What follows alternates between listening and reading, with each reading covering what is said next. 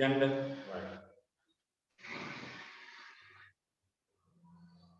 අනිත් අය පෙරලුවක් නැතුව කියලා දෙනවා right දැන් අපි බලමු මේක මේ විශාල කතාවක් අරගෙන පොඩ්ඩක් මේ අර කේප් එක සත්‍යයද අසත්‍යයද කියලා දැන් හතරවෙනි ප්‍රශ්නේ බලන්න ටියුට් එකේ හතරවෙනි ප්‍රශ්නයට ගිහිල්ලා බලන්න ටියුට් එකේ හතරවෙනි ප්‍රශ්නයට ගිහිල්ලා බලන්න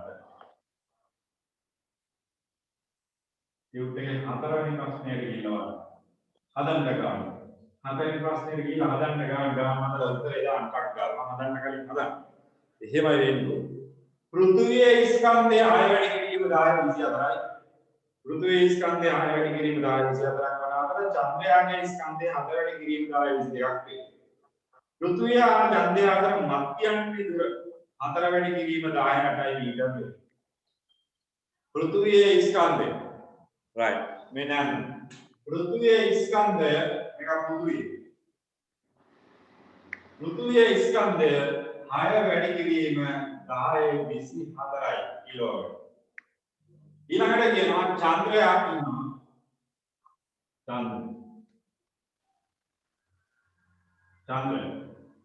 චන්ද්‍රයා ඉන්නවා 7 වැඩි කිරීම 1022යි කිලෝග්‍රෑම් 1022යි කිලෝ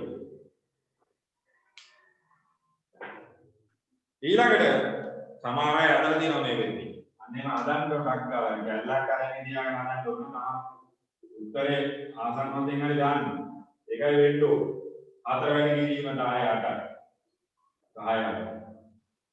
එතකොට නිව්ටන්ගේ සර්වත්‍ර ගුරුත්වාකර්ෂණ නියමය ඒක ලියන්න ඕන x සමානයි g1 m එකෙන් දෙක බෙදීම r වර්ග gm එකෙන් දෙක බෙදීම r වර්ගයේ නිව්ටන්ගේ සර්වත්‍ර ගුරුත්වාකර්ෂණ නියමය මෙන්න දැන් මෙයාගේ අගේ හැම වෙලේම 6.7යි දායරින් 11යි සර්වත්‍ර ගුරුත්වාකර්ෂණ නියමය හැම වෙලේම 6.7යි දායරින් 11යි ස්කන්ධ දෙක ගත්තොත් එහෙම 6 වැඩි කිරීම 1022යි මෙයා 7 වැඩි කිරීම 1022යි මෙයාගේ වර්ගය ගන්න ඕන 4 වැඩි කිරීම 10යි 4 වැඩි කිරීම 10යි වර්ගයක් ගන්න ඕන right මේක සුළු කිරීම වලට යන්න ඕනේ ඉතින් මේවා ගන්න ඕන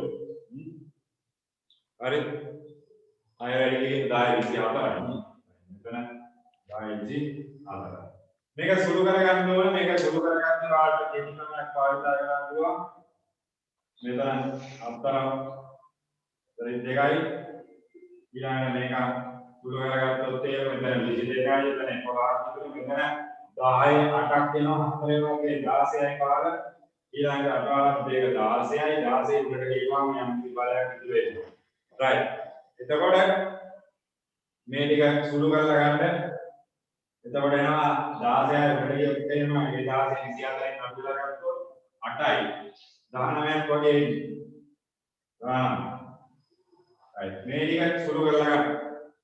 මේ ටික සුළු කරලා ගන්න 17යි ගානක් වගේ 4 2යි ගැටෙනවා. 7යි ඉඳලා ගන්න. 7යි ඉඳලා පාක් වක් දැන් 17යි 19 නිව්ටන් වගේ right දැන් මේ උත්තරේ බලන්න 17.5 එන්න උත්තර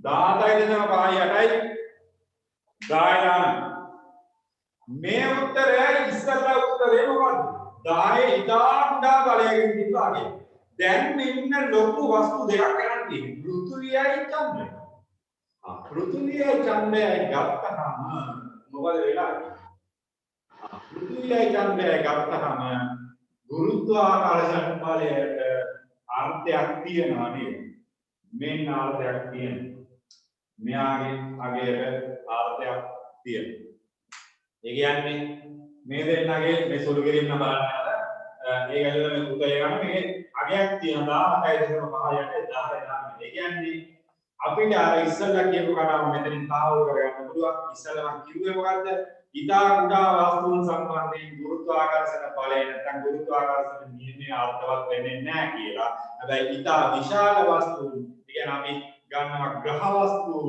නැත්නම් සූර්යයා පෘථිවිය වගේ කාරණා මේ ග්‍රහ වස්තුන් අනිවාර්යයෙන්ම විශාල ගුරුත්වාකර්ෂණ බලවල තියෙනවා. මේකෙන් අපිට පැහැදිලි වෙනවා අර මොකක්ද සූර්යා වටේ කරගෙන මොකක්ද ග්‍රහවස්තු ඇයි මේම ආකර්ෂණය වෙලා තියෙන්නේ. ඒ වගේම චන්ද්‍රය පෘථිවියයි ඇයි මේම ආකර්ෂණය වෙලා තියෙන්නේ. මෙන්න කතාව. මෙන්න ආගේ ඇයි ග්‍රහවස්තුන් ආකර්ෂණය වෙලා තියෙන්නේ කියන එක උතනින් පැහැදිලි වෙනවා. අන්න ඕනේ ගුරුත්වාකර්ෂණ බලය විශාල වස්තුන් සම්බන්ධයෙන් සාකච්ඡා කරමු. ඒකේ නිවැරදි ප්‍රතිචාරයක් ගන්න අපි මේක බහුල වස්තුන්ගේ විශාල වස්තු සම්බන්ධයෙන් සාකච්ඡා කරොත් ඒක මෙන්න අර්ථවත් වෙනවා. මේක පැහැදිලි දෙයින් අයින් ඒක ලියා ගන්න ඕනේ නෑ. රයිට්. ඔයාලා මේ බලන්න 2004 දැන් මම විභාග ප්‍රශ්නයක් අදාගෙන නැත්නම් මේ බවුල් වගේ රයිට්. විභාග ප්‍රශ්නයක් සාකච්ඡා කරමු. ඕකේ 8 වෙනි ගාන. රයිට්. කඩ්ගාල නිවැරදි ප්‍රතිචාර දාන්න. 8 වෙනි ගාන හැදුවා නිවැරදි ප්‍රතිචාර දාන්න.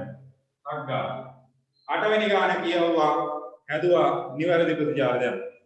රයිට්. කඩ්ගාල දෙන්න විනාඩියක් දෙන්න වැඩි වෙලා ගන්න බෑ. කාලය රන්නා සමානයි. රයිට්. කාලය රන්නා සමානයි. ඊටතර වැඩි රන්නා සමානයි. රන්නා ගොඩක් වැඩි. රයිට්. 8 වෙනි ගාන නිබන්ධනයේ 8 වෙනි ගානට ගිහිල්ලා පිළිතුරක් දාන්න. නිබන්ධනයේ 8 වෙනි ගාන 8 වෙනි ගාන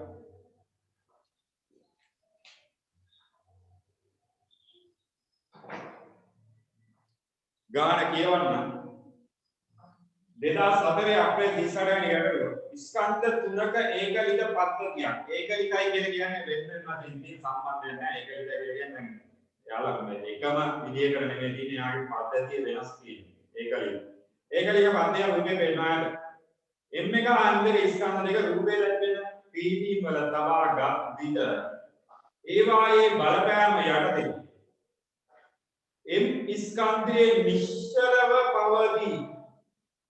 දෙපැත්තේ ස්කන්ධ දෙකක් තියෙනවා. මැද කැපිටල් M ස්කන්ධයේ නිශ්චලව පවතීලු. M එක ස්කන්ධයේ දෙගුණ කළ විට M ස්කන්ධයේ තවදුරටත් නිශ්චලතාවයේ පවතින්නේ R දෙකෙහි යගය මොකවමද කියලා අහන්නේ. දැන් කියන්නේ දැන් මෙහෙම කතාවක්. right දැන් මේ ස්කන්ධයක් තියෙනවා M එක වෙන. මෙන්න M එක ස්කන්ධය. ඊළඟට මෙතන කැපිටල් M තියෙනවා. කැපිටල් M තියෙනවා. ඊළඟට එහා පැත්තෙන් තියෙනවා සිම්පල් N දෙක. මේවා එකම රේඛාවේ තියෙන අතර මෙන්න රේඛාව තියෙන්න ඕන. එකම රේඛාවේ තියෙන එකම රේඛාවේ තියෙන්න ඕන. මේ දෙන්නගේ පරතරය දීලා තියෙනවා R1 කියලා දීලා තියෙනවා R1 ඔයාලා හදන්න ඕනේ නේ. ඒක උත්තරේ එන්න R1 ඊළඟට R1 3යි R2 2යි න්යාය කේන්ද්‍රයන් වල තමයි දුර මැනලා තියෙන්නේ. කේන්ද්‍රයන් වල තමයි දුර මැනලා තියෙන්නේ. කේන්ද්‍රයන් වල තමයි දුර මැනලා. සමහර උත්තර දාගෙන යනවා ගන්න බලන්න. ටග්ගා. මෙයා මත ඇති කරන ගුරුත්වාකර්ෂණ බල. මෙයා මත ඇති කරන ගුරුත්වාකර්ෂණ බලය මම එක කියලා ගන්නවා. මෙයා මත F1 මේ පැත්තට ගියොත් මෙයා මත F2 කියලා ගන්නවා. F2 මෙයා නිශ්චල වීමට නම් මොකද වෙන්න ඕන? නිශ්චල වීමට නම් මොකද වෙන්න ඕන? කො උත්තර දෙන්නයි දාලා. මං මෙයා නිශ්චල වෙන්න නම් මොකද වෙන්න ඕන? මොනවත් වෙන්න ඕනේ බල සමතුලිත වෙන්නේ. මොනවත් වෙන්න ඕනේ බල සමතුලිත වෙන්න ඕන. ඔන්න යාන්ත්‍ර විද්‍යාව පටන් ගන්නවා ආයෙත් ප්‍රශ්නක දාන්න. මෙයා යාන්ත්‍ර විද්‍යාව සම්බන්ධතාවයක් අපි මේකට දැම්මුත් එහෙම මේ දෙන්න සමානව තමයි නිශ්චල වෙන්නේ. ඒ කියන්නේ නිශ්චල වීමට නම් මොකද වෙන්න ඕන? කැපිටල් M නිශ්චල වීමට නම් f එක සමාන වෙන්න ඕනේ f එක ඔන්න යාම බල සමතුලිතතාවයේ සම්ප්‍රේක්ෂකවල ඉන්දුව නිකන් මුනිතර නැහැ ඒ පැත්තට යනවා සම්ප්‍රේක්ෂකවල ඉන්දුව නැත්නම් මුනිතර නැහැ ඒ පැත්තට ඊට පස්සේ කියනවා m එකේ අගය දෙගුණ කරනවා m එකේ අගය දෙගුණ කරගත්ත ගමන් මොකද වෙන්නේ को उत्तर को अनित्य उत्तर दाना है कौन करेगा राइट मेवा लोगों का रूप नहीं प्रोडक्ट हितान नहीं दिए निकाल थोड़ा संकल्प है वैराग नहीं दिया लगा वो बाई में मैसेज के दांडम बाई ना प्राइवेट मैसेज चेक कर दांड माने दिला भी अभी ये मत किया ना M එක නිශ්චල වීමට නම් මේක දෙක වෙන්න ඕනේ. මෙයාගේ සමාන වෙන්න ඕනේ මොන නිශ්චල වෙන්නේ.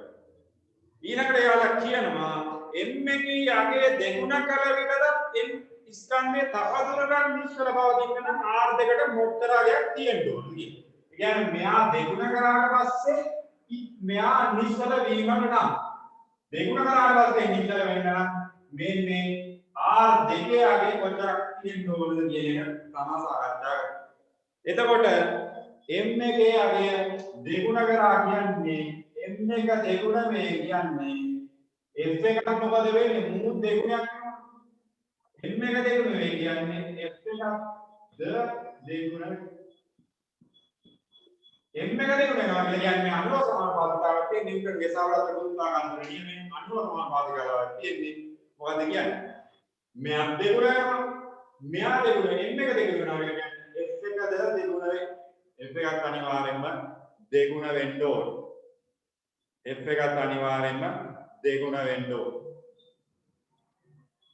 අනිවාර්යෙන්ම දෙගුණ වෙන්න ඕන හරි එහෙම දෙගුණ වෙනවා නම් මොකද වෙන්න ඕන m එක නිශ්චලව පවත්වා ගැනීමට f එකත් දෙගුණ කරන්න දෙයි මු දෙගුණ වෙනවා කියන්නේ මේ පැත්තත් දෙගුණ කරන්න නම් නිශ්චල m නිශ්චලව තියාගන්න නිශ්චලව කවා ගැනීමට f දෙකද දෙගුණ කියන්නේ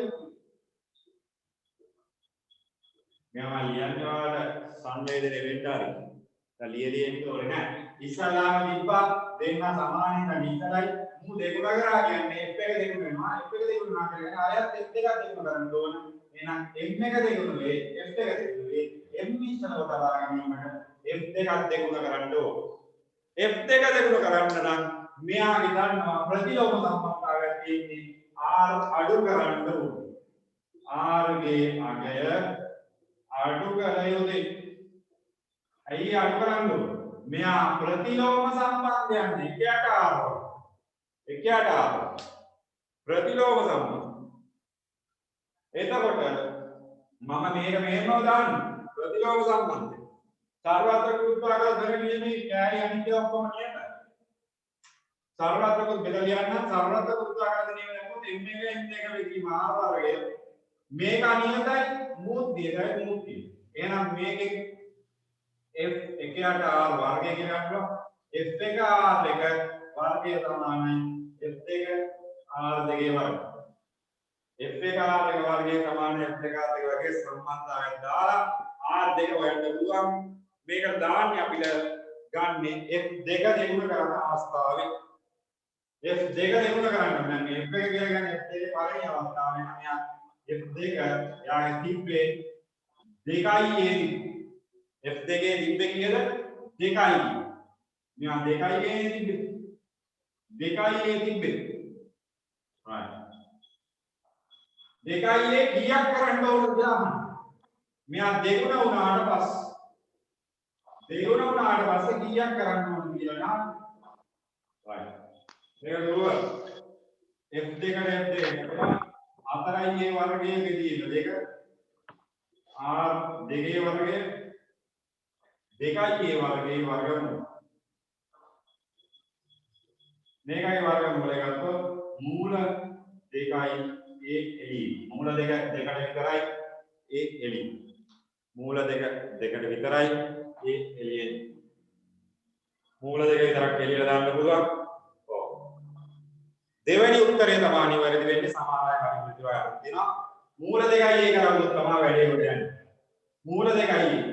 එහෙනම් දෙවෙනි ප්‍රතිචාරය තමයි නිවැරදි වෙන්නේ. මූල දෙකයි තමයි උත්තරේ. මේක හදාගත්ත නැති අය හදාගෙන ඉන්න ඕකේ කියලා දාන්න ඕකේ ඒක නෙමෙයි අක්කා. right. ඒ පැහැදිලි මේ දෙන්න සමතුලිතව තියෙන ඉන්න තමයි ඉතර වෙන්නේ. මෙයා දෙකම කරා කියන්නේ F එකක් දෙන්න වෙනවා F එක දෙකම කරනවා කියන්නේ F එකක් දෙන්න කරේ නැත්නම් ඉස්සරහ දෙන්න එකක් කරලා නැත්නම් මේ වැඩ වැඩි පැත්තට යනවා. එහෙනම් එයා දෙගුණ කරන්න නම් දීගමන කරන්න නැත්නම් දුර ගන්න මූල දෙකයි කරන්න. right. හදාරි වල කියන්නේ විනාඩි. හදාරි වල.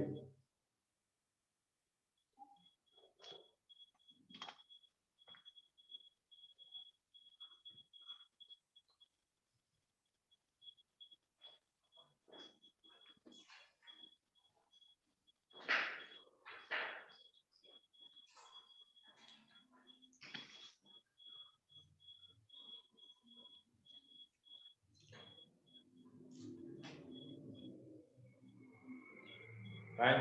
හරි. හදාරි වල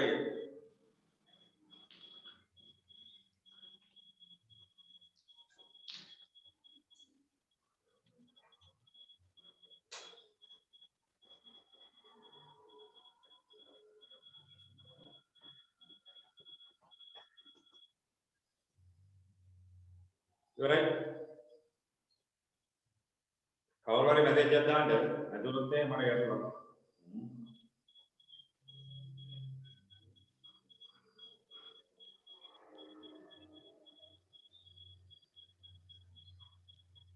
right. සටහන් කරගෙන ඉවරලා මේක සටහන් කරගෙන ඉවරලා මැසේජ් එකක් දාන්න. ඊළඟ මාතෘකාව දෙක සාකච්ඡා කරේ නැත්නම් ඊළඟ මාසේ යන්න බැරි වෙනවා. ඒ නිසා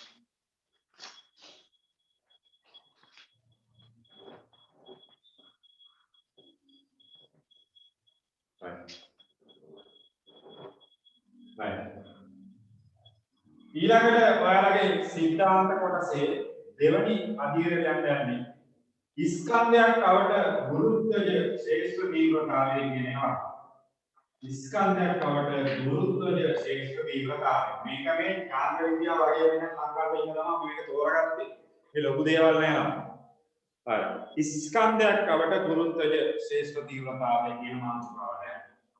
ස්කන්ධයක් අවට गुरुत्वज श्रेष्ठ तीव्रता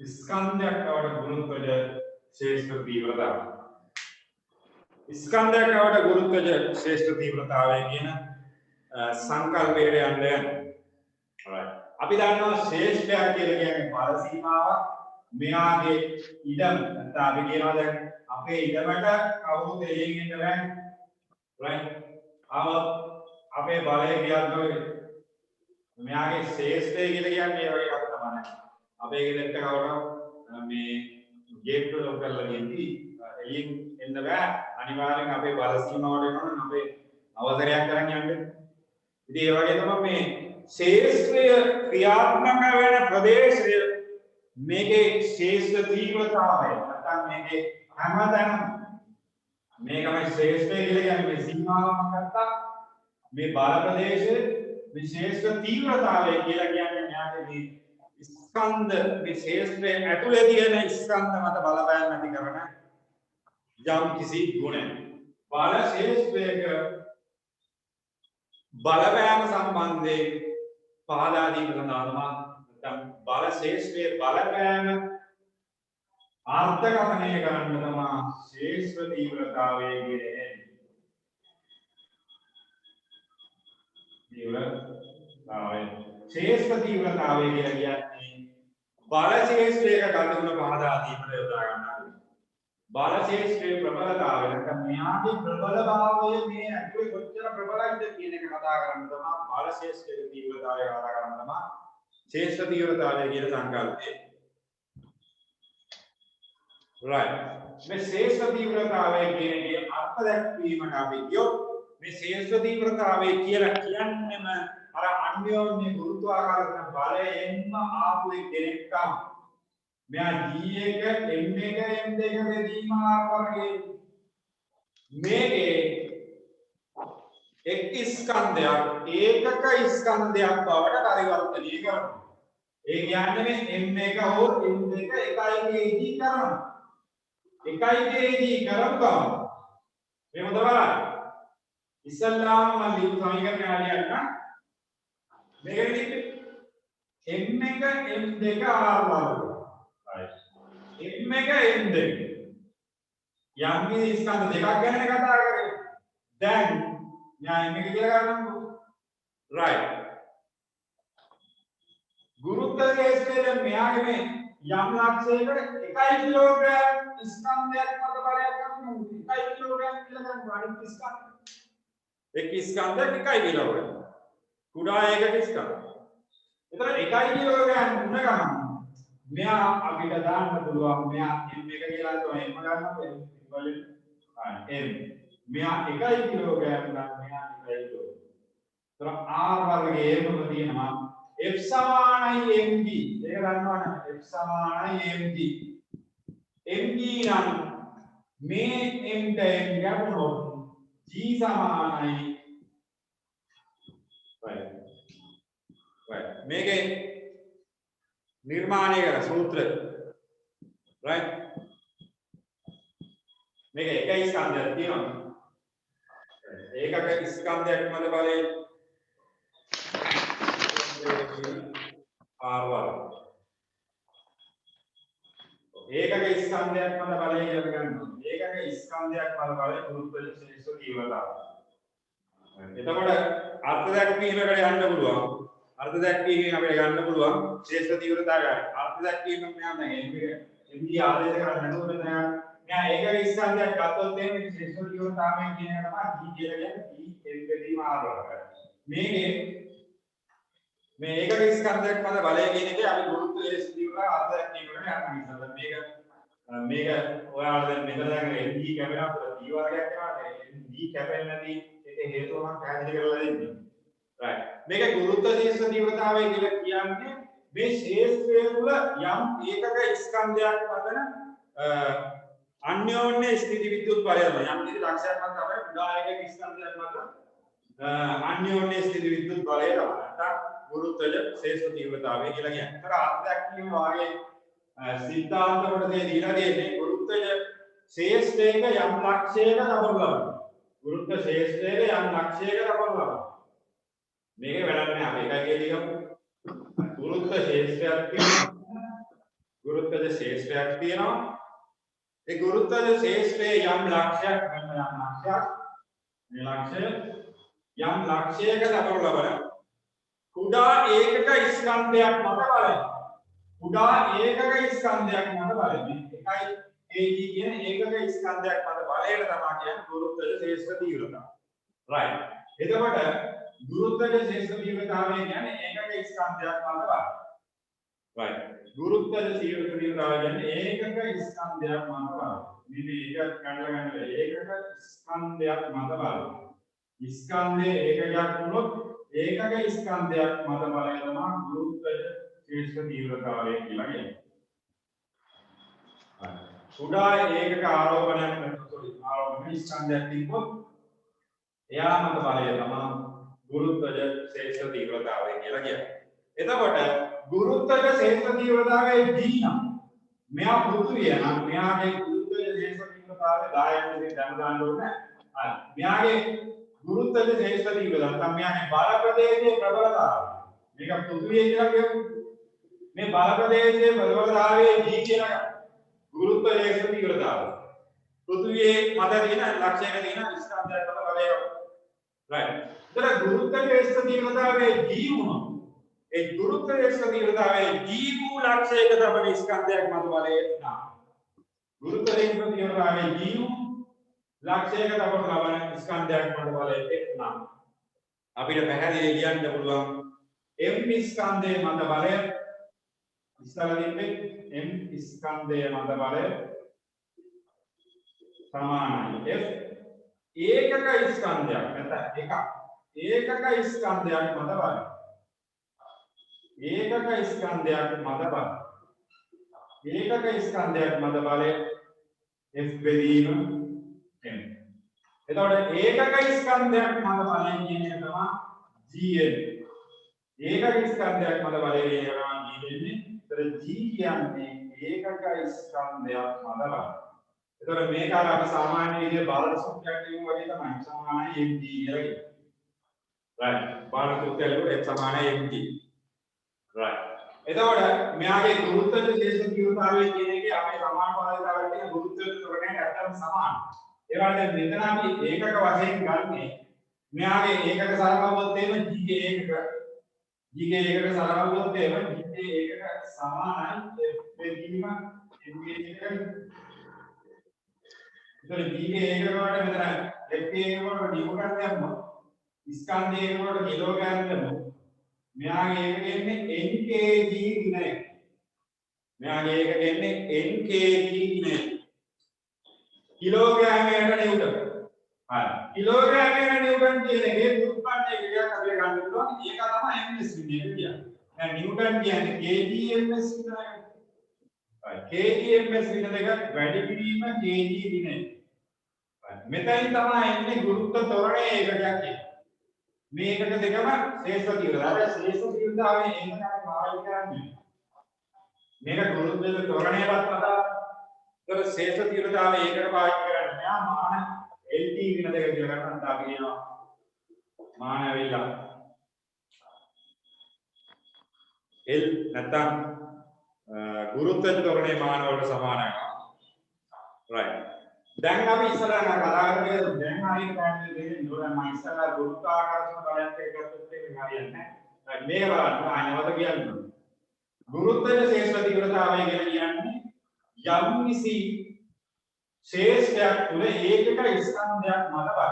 නැත්නම් අපි කියන ගුරුත්ව නැමැති ඒ ශේෂ්ඨය තුළ ඒකක ස්කන්ධයක් මත බලය වෙනවා කියන්නේ ශේෂ්ඨ තීව්‍රතාවය කියන්නේ. ඒකක ස්කන්ධයක් මත බලය. ස්කන්ධය ඒකකක් වුණාම එයා මත ක්‍රියාත්මක අන්‍යෝන්‍ය විදුලි බලය කියන්නේ. m ස්කන්ධයේ බලය නැත්නම් ඒකක ස්කන්ධයක් මත බලය බෙදීම m. f බෙදීම m කියලා කියන්නේ g සමානයි f සමානයි mg g ඒකකට ඔය තමයි. ඒකට ගුරුත්වජ ශේෂ්ඨ තීව්‍රතාවය කියන එක අර්ථ දැක්වීම මනින් කියන්නේ යම්කිසි ගුරුත්වජ ශේෂ්ඨයේ යම්කිසි ලක්ෂයක තබනවා වන ඒකක ස්කන්ධයක් මත බලය. යම්කිසි ලක්ෂයක තබනු ලබන ඒකක ස්කන්ධයක් මත බලය තමයි ගුරුත්වජ ශේෂ්ඨ තීව්‍රතාවය කියලා කියන්නේ. right දැන් අපි යමු ඉස්සෙල්ලා කියන්න ගිය කතාවට ඒක මට මම මේ ඔයාලගේ සිද්ධාන්ත දීලා තිබුණ විදිහටම පැහැදිලි කරන්න ඕනේ.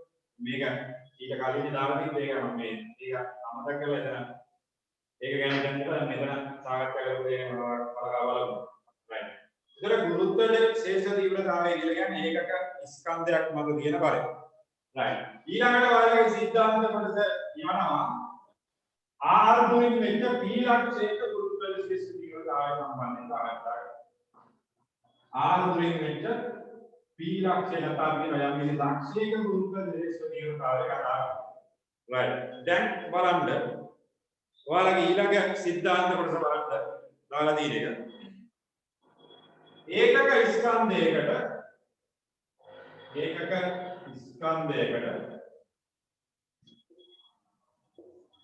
ඒකක ස්කන්ධයකට r දුරින්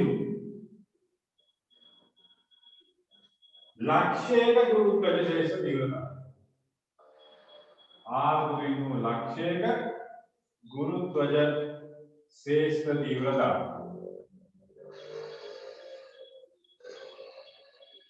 r දුරින් ලක්ෂයක ගුරුත්වජ ශේෂ්ඨ තීව්‍රතාවය. right ඒක බලන්න යන්න. ඒකක ස්කන්ධයකට r දුරින් ලක්ෂයක ගුරුත්වජ ශේෂ්ඨ ඉස්සරහම සාකච්ඡා කරන්න කියනවා නේ මම කරන්නේ. මොකද ඔයාලා දැන් නෝට් එකේ තියෙන එකත් එක්ක යන්න ඕනේ. right ඊළඟට තියෙන තුන්වෙනියට තියෙන කාරණා ඒකක ස්කන්ධයකට r දුරින් ලක්ෂයක ගුරුත්වජ ශේෂ්ඨ තීව්‍රතාවය. හරි ඒකක ස්කන්ධයක් ගන්න කැපිටල් N. යම් කිසි ඒකක ස්කන්ධයක් ගන්න කැපිටල් N. මෙයා ඒකක ස්කන්ධය යම් කිසි ස්කන්ධයක්. right මෙයාගේ කේන්ද්‍රය ඉඳලා දුරමයි කේන්ද්‍රය ඉඳලා r දුරින් වෙච්ච E කියලා අපි ලක්ෂයක් ගමු right E කියලා ලක්ෂයක් මෙයාගේ දුර කේන්ද්‍රය ඉඳලා r දුරින් වෙච්ච b ලක්ෂය කේන්ද්‍රය ඉඳලා r දුරින් වෙච්ච b ලක්ෂය මෙයාගේ මෙන්න මේ ලක්ෂයට බලපාන ශේෂ්ත්‍ර තීව්‍රතාවය. දැන් මෙයාගේ ශේෂ්ත්‍රයෙන් එළියේ ඉන්නේ මෙයාගේ ශේෂ්ත්‍රය නැත්නම් අපි කියන මෙයා වස්තුවෙන් එළියේ ඉන්නේ. ශේෂ්ත්‍රයේ වස්තුවෙන් එළියේ. දැන් මේ ස්කන්ධය.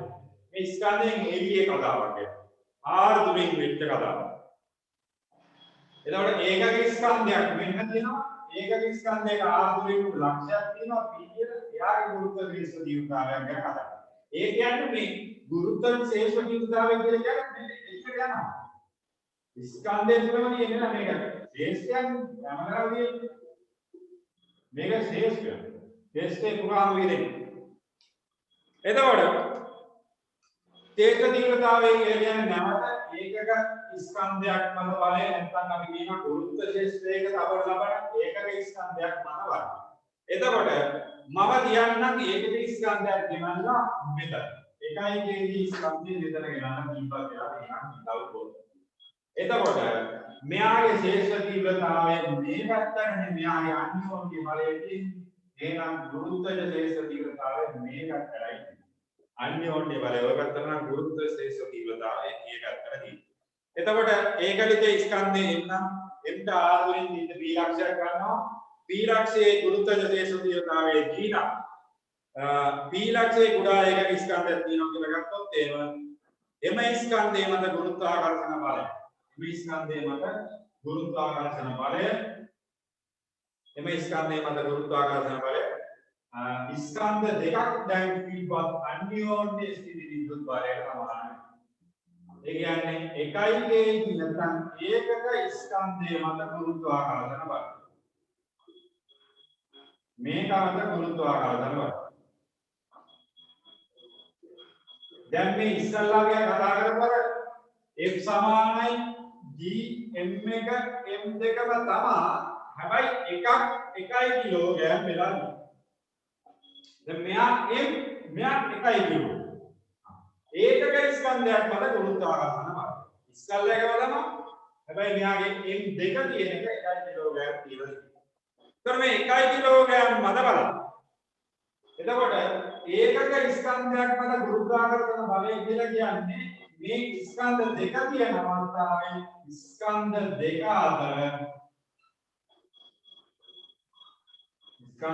අතර අන්‍යෝන්‍ය ස්ථිති විද්‍යුත් බලය අන්‍යෝන්‍ය ස්ථිති විද්‍යුත් බලය ඒකක ස්කන්ධයක් මත ගුරුත්වාකර්ෂණ බලය ස්කන්ධ දෙක අතර අන්‍යෝන්‍ය ස්ථිති විද්‍යුත් බලය තමයි. ඒ ස්කන්ධ දෙක තිබ්බ අවස්ථාවේ කියලා හිතවොත් F සමාන වෙනවා ඒකක ස්කන්ධයක් මත ගුරුත්වාකර්ෂණ බලය. එතකොට ඒකක ස්කන්ධයක් මත ගුරුත්වාකර්ෂණ බලය නෙමෙයි ස්කන්ධ දෙක අතර අන්‍යෝන්‍ය ස්ථිති විද්‍යුත් බලය අපි ගණනය කරන්න පුළුවන්. නිව්ටන්ගේ සාර්වත්‍ර ගුරුත්වාකර්ෂණ නියමය ගත්තොත් Dm එක m2 වෙදීම r වර්ගය කියලා ගන්න පුළුවන්. එතකොට Gm එක m2 වෙදීම r වර්ගයේ එකක් එකයි. m එක සමානයි 1 කිලෝග්‍රෑම් නම් m එක සමානයි 1 කිලෝග්‍රෑම් නම් මේකට අපිට ආලේඛ ගන්න පුළුවන් G m එක කියලා කියන්නේ 1 කිලෝග්‍රෑම්. m එක 1 කිලෝග්‍රෑම් මෙයාගේ ස්කන්ධය කැපිටල් M. එහෙනම් කැපිටල් M වැඩි කිරීම එක බෙදීම r වර්ග. කැපිටල් M වැඩි කිරීම එක බෙදීම r වර්ග. එතකොට ස්කන්ධ දෙක අතර අන්‍යෝන්‍ය ස්ථිති බලය කියන්නේ F. ස්කන්ධ දෙක අතර අන්‍යෝන්‍ය ස්ථිති බලය කියන්නේ F. ඒකක ස්කන්ධයක් මත බලය කියන්නේ G. ඔය දෙන්න සමාන. ඇයි සමාන වෙන්නේ? මේක 1 කිලෝග්‍රෑම් කියලා ගන්නොත් මෙතන සමාන වෙනවා. right. මේ ස්කන්ධයට ආදේශ කිරීමක් වෙන්නේ. දෙන්න ඉස්සලා තිබ්බා වගේ මේ දෙක ස්කන්ධ කියලා ගත්තා. එකක් 1 කිලෝග්‍රෑම් කරනවා. right. දැන් ඒකක ස්කන්ධයක් මත බලය කියලා කියන්නේ ගුරුත්වජ ශේෂ්ත්‍ර තීව්‍රතාවයටම සමානයි. එහෙනම් ගුරුත්වජ ශේෂ්ත්‍ර තීව්‍රතාවය එනවා G සමානයි සිම්පල් G සමානයි කැපිටල් P යෙන් බෙදීම R වර්ග. මෙතන ආදේශ කරන්න යන්න එපා. ආදේශ x සමානයි g එක ගන්න. ඒතර ආදේශ කිරීම කරද්දී දැන් අර දැක්කේ ඒකක ස්කන්ධය කියන්නේ නැති වෙනවද? හරි ඒකක ස්කන්ධය කියන එක නැති වෙනවා. ඒකෙන් ආදේශ කරද්දී හැබැයි මේ සිද්ධාන්තයෙන් කිරීම ගන්න. ආදේශ කරද්දී සිද්ධාන්තයෙන් කියලා ගන්න. මේ පැත්තට ආදේශ කරලා එතනට ලෝකයක්. මේ අර්ථ දැක්වීමෙන් යන්නේ ඒකක ස්කන්ධයක් මත ගුරුත්වාකර්ෂණ බලය කියන්නේ ස්කන්ධයක අනුමානිත බල. ඒ කියන්නේ නැවත කියවොත් එහෙම මෙන්න මේ p ස්කන්ධයට 1 කිලෝග්‍රෑම් එනවා කියලා කියන්නේ ඉස්සල්ලා අන්තිම වගේ අන්තිමෝන්ගේ බල දෙකක් තමයි ක්‍රියාත්මක වෙන්නේ. හැබැයි අන්තිමෝන්ගේ බලයක 1 කිලෝග්‍රෑම් එකක් 1 ඉන්න ගමන් එකේ අගේ නැති වෙලා මොකද එකක් ඉවරන්නේ නැහැ. ඒක නිසා තමයි මෙතන GM දෙකේ මාරුවා වගේ කියලා කියන්නේ. අර්ථ දැක්වීමෙන් අපි දන්නවා මේක ගුරුත්වජ ශේෂ්ඨ තීව්‍රතාවය. මේක ගුරුත්වජ ශේෂ්ඨ තීව්‍රතාවය. මේක ගුරුත්වජ ශේෂ්ඨ තීව්‍රතාවය. right. එතකොට ගුරුත්වජ ශේෂ්ඨ තීව්‍රතාවයේ සමීකරණය තමයි ගුරුත්වජ ශේෂ්ඨ තීව්‍රතාවයේ G නම් G සමානයි capital GM බෙදීම R. G සමානයි capital GM බෙදීම R.